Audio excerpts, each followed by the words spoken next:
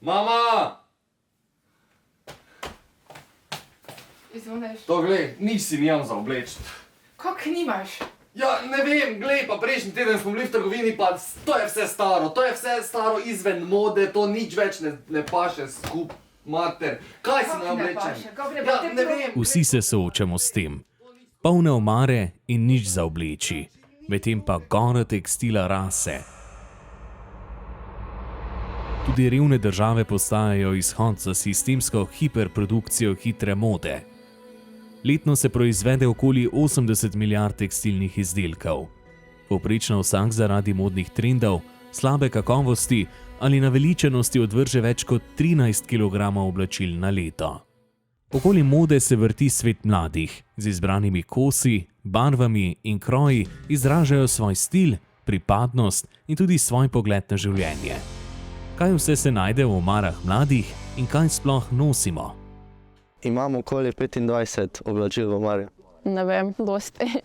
Ne, 21. Ko ti pa jaz znam?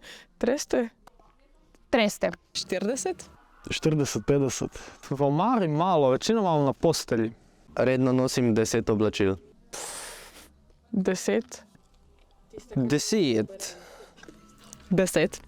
6. 6, 7. 15.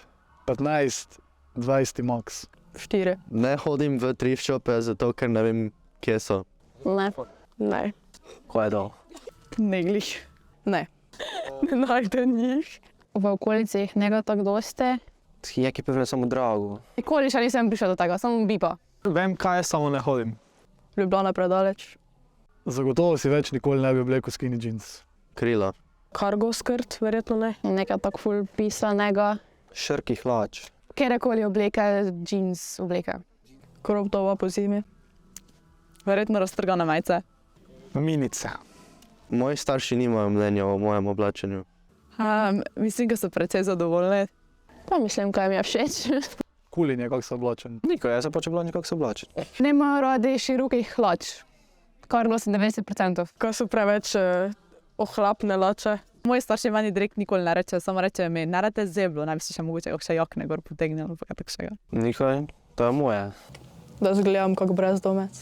Malo zaštikajo, pa te vred. Svet mladih je vedno trčil z drugačnim pogledom odraslih na modo. Ampak mladi vedno so in tudi bodo z obleko iskali edinstveni slog. Pa ti gremo nazaj. Pa tako še bo šel. Nekaj pa ni vredno. Tako še oblačilo smo pred 30 letami nosili, da sem kaj bil mladi. Ja, pa to je zdaj spet popularno. Ko, res sem? Ja. Čudni čas. Adijo. Hitro pride. Sem Aljoša Bagola. Sem Cvetka Lukačič, Norma Bale. Ida Potočnik. Stil mladih mi je v bistvu zelo blizu, je zelo raznovrsten, zelo veliko identitet se skriva v njem, veliko je tudi drznosti, prepričanj in te komunikacije, ki se zgodi z stilom. Zato moram reči, da se mladi danes dobro oblačite. Še všeč mi je stil mladine danes, tudi sama ga rada oblečem, če glih več ni primerno mojim letom. Zdi se mi, da se vedno bolj pojavlja tudi ena taka ironična eleganca. V mladosti mi je bilo pomembno pripadanje z ravno pravo mero uporništva. Ti časi so zahtevali več kreativnosti, veliko smo predelovali, veliko smo iskali po omarah starih staršev, torej predelovali obleke, kreativno ustvarjali in pa tudi švercali iz tujine. Vse tisti trendi stari prihajajo nazaj. V mojih časih so bila oblačila bolj kvalitetna, so dalj časa vzdržala, obenem so bila tudi dražja in sem kupila kos, ki sem vedela, da ga bom dalj časa nosila. Meni se je zdelo pomembno, da sem bila svobodna, da sem lahko skozi obleko izražala sebe in pripovedovala neko svojo zgodbo in da sem v svoji glavi premikala neke meje ali pa recimo premikala neka ta konvencionalna pričakovanja družbe. Samo da je bilo čim bolj široko, pa da je čim bolj veselo na nas. V dijaških letih si nikoli ne bi oblekla majčke do popka. Takrat najbrž ne bi nikoli nosil kakšnih stvari, ki smo jih videli pri starejših. To je po moje nek sindrom, ki je lasten najbrž vsaki generaciji. Takrat si ne bi oblekla zelo kratkega krila ali zelo kratkih hlač ali pa zelo odprte majčke. Mogoče Dinderkleider, ne? Po omarah svojih staršev sem zelo rad brskal.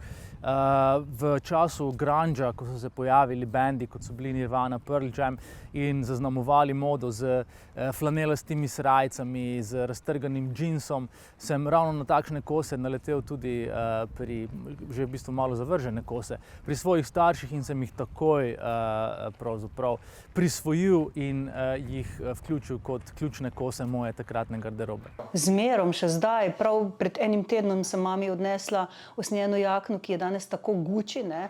Brskala, ja, seznanjena sem bila, kaj imajo, kar nosijo, ampak takrat oblačila nisem mogoče od mojih staršev, sem pa oblekla kdaj kako srajco mojega brata.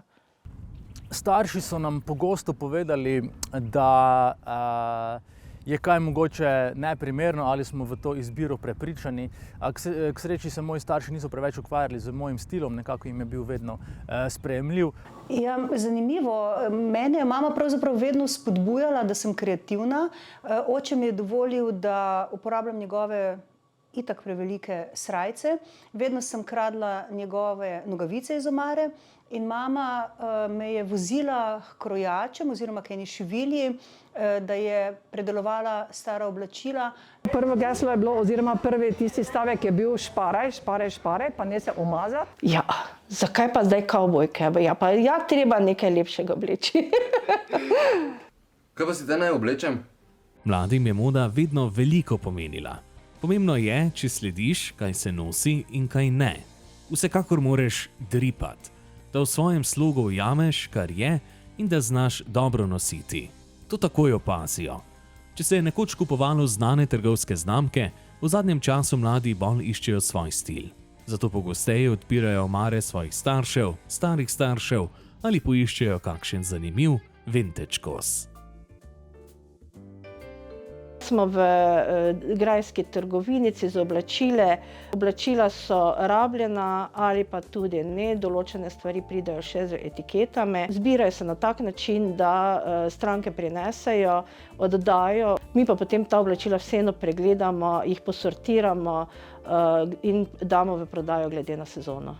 Cene so simbolične, od pol evra tam do 2-3 evre, določene znamke in obutev okrog 10 evrov. Ko pa so oblačila takšna, da niso uporabna, stvari lahko tudi predelamo, ponovno uporabimo in na tak način jih predelujemo v naši šivalnici, popravljalnice. Namen je bil, da je to kot grajska popravljalnica, da ljudje pridejo, uporabijo stroj in popravijo sami. Stvari, ki niso več uporabne kot oblačilo, se dajo še vedno predelati.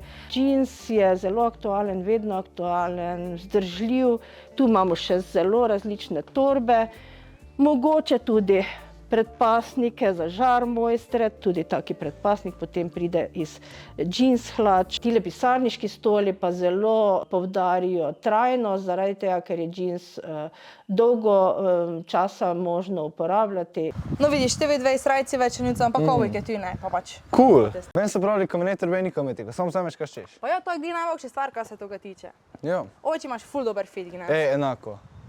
Koči naredimo outfit check! Ajde. Dajva. Plašč je od moje mame, to sem dobila za Božič, to sem triftala, to sem si iz januara za oblačo kupila, v rep od moje babe. Položil sem za brate, to sem za menjevalnici našel, čevlja sem si kupil, mikrofon je pa šale. Moj tudi, šale. Zdravo. Zdravo, dober dan. Mene pa samo zanima, kako se to vse vkup poteka, kaj me ne je čisto jasno. Ni problema, jaz to razvrstim, ti pa potem napolniš s polno vrečo vse, kar ti je všeč. Aha, okej, v redu. Izvoli. Hvala.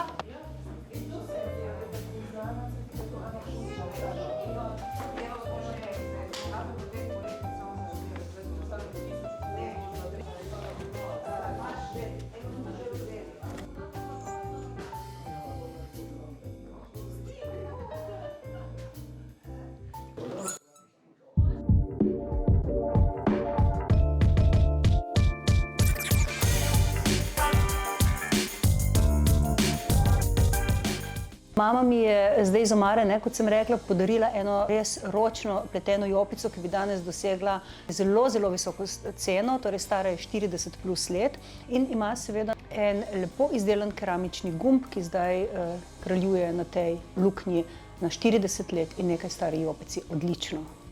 Ne vem, verjetno imaš pri teh letih tako perfektno postavo. Resno. Tako pa, upam, da mu se ti leto nekako oddolžila. Ja, veš kak? Oblečeš si to oblekco, se opicaniš, da se dobro počutiš in pol gremo na drink.